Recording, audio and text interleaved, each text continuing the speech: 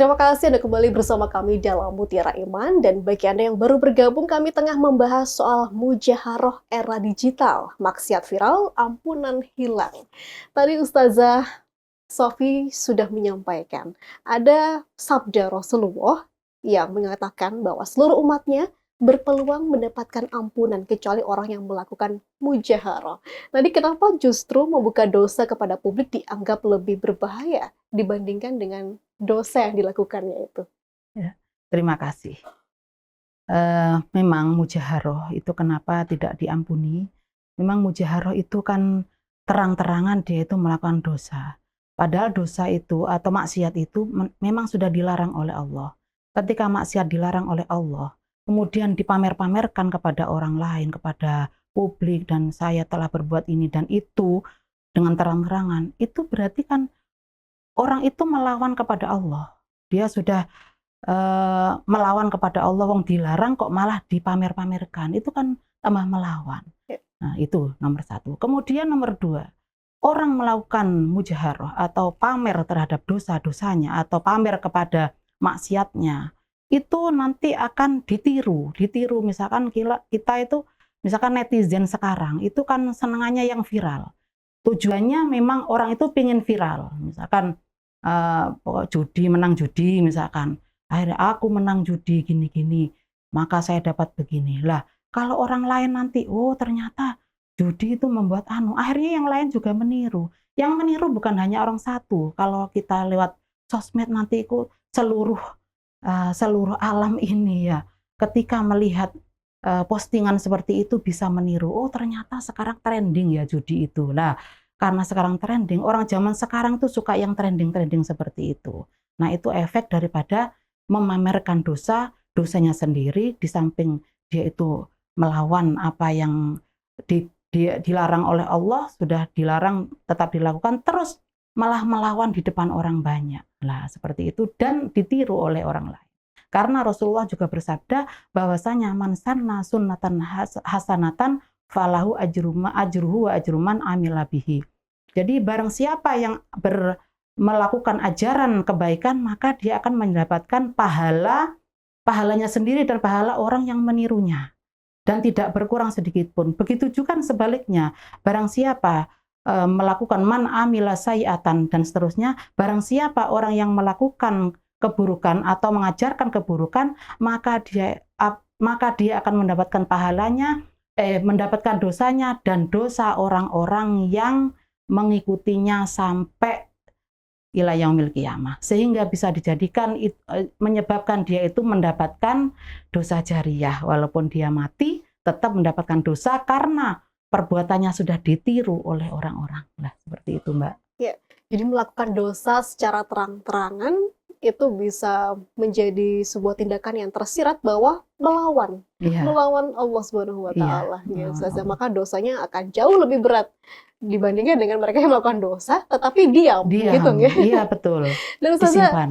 di tengah banyaknya sekali akses kemudian informasi, media sosial kita hari-hari kita lihat banyak sekali mungkin konten-konten yang menyebarkan soal kemaksiatan yang mereka lakukan. Apakah memang itu juga menjadi suatu bentuk mujaharoh, tidak hanya secara langsung tetapi juga di media sosial?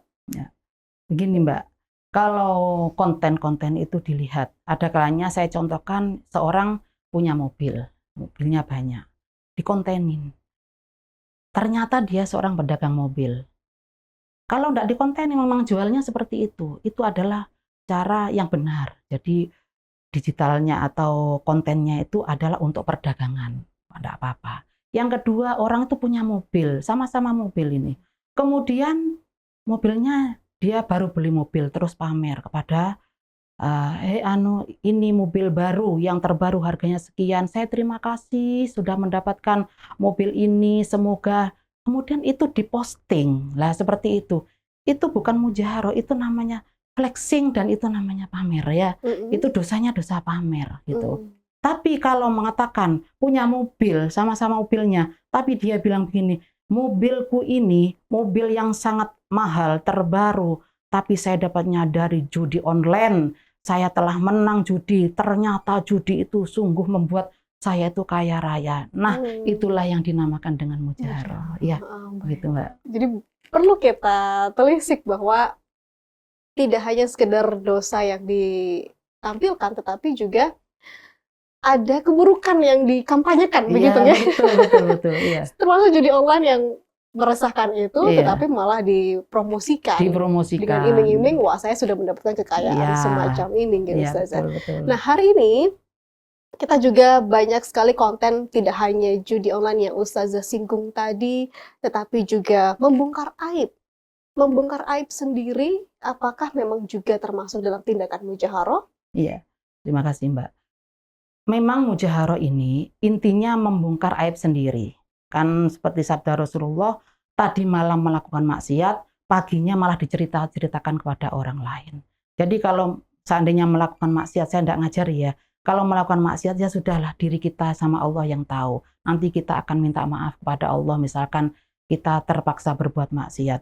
Nah, tapi kalau ini ditampilkan, kalau mujaharoh, ini adalah memang sengaja bangga, membanggakan diri sudah bisa melakukan seperti ini.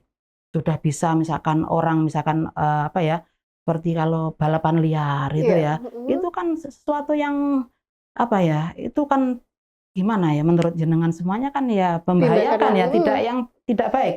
Nah, seperti itu dipamerkan, malah di live kan ya. Ayo lihat, nah, akhirnya mereka yang lain di sana, oh ternyata di sana ada tren yang seperti ini, akhirnya ikut-ikutan. Nah gitu. Juga misalkan ada yang sekarang rame, ada yang pesta seks itu, pesta gay itu yang rame juga ya itu. Kemudian akhirnya diperlihatkan, seharusnya ditutupi, diperlihatkan, kan juga enggak punya malu, seharusnya kan ditutupi seperti itu. Nah, tapi malah diumbar lah. Seperti itu kan oleh Allah sudah dilarang, kok malah dilakukan, dipamer-pamerkan lagi, seakan-akan iki loh ya Allah, aku melakukan seperti ini nih, berani aku melakukan seperti ini, tidak takut lah seperti ini. Berarti kan memang itu walaupun tidak tersirat dengan kata-katanya, tidak tersurat dengan kata-katanya, tapi tersirat dalam perbuatannya seperti itu. Dan itu termasuk dalam tindakan mujaharoh yang tidak akan mendapatkan ampunan, begitu ya Ustazah. Nah, yang menarik hari ini, ukuran kesuksesan kita di media sosial adalah ketika konten kita viral. Nah, viral itu tentunya membutuhkan bantuan orang lain yang men-share atau like, komen di sana dengan dukungan. Apakah orang-orang yang terlibat dalam konten tersebut juga akan mendapatkan imbas yang sama terhadap dosa mujaharoh, Ustazah?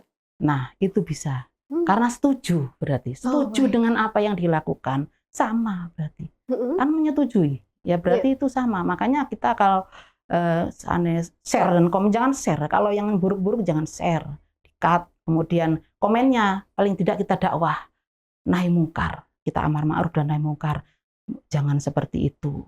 Bisa. Kita nahi mungkar dengan cara seperti itu. Kita kan diperintahkan amar ma'ruf nahi mungkar oleh Allah. Bisa dengan konten itu kita memberikan komen, mbok ya jangan diposting, misalkan seperti itu, jangan diposting biar tidak merusak generasi yang lain.